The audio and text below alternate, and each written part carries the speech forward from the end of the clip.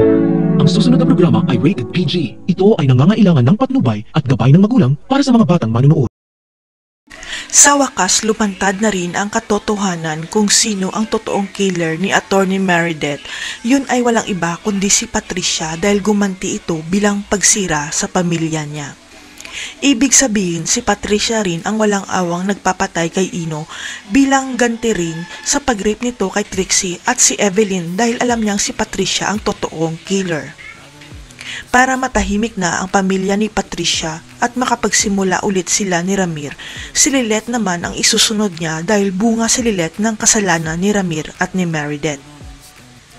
Kaya nagpanggap si Patricia na mabait na siya para hindi siya paghinalaan na may gagawin siyang masama kay Lilet at paniwalang-paniwala naman sila sa drama niya.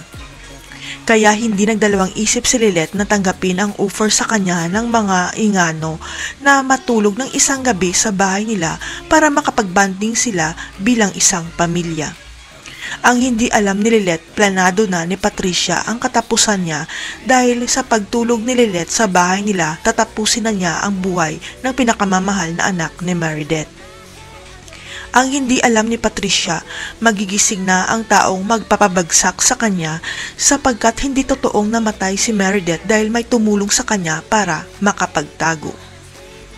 Ang hindi alam ng lahat, nagpanggap lang si Meredith na patay na siya para hindi siya tuluyan ni Patricia at sa tulong ni Bonnie at ni Spanky nakarecover si Meredith.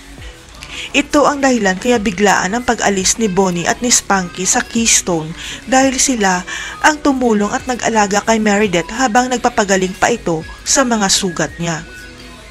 Kaya nang magising na si Meredith, pinatawag niya kaagad ang isa pa niyang anak na si Attorney Renan para balaan na ang ate Lilet niya ang isusunod na patayin ng kriminal na si Patricia. Mailigtas kaya ni Attorney Renan ang kapatid niya at maipakulong niya si Patricia? Abangan.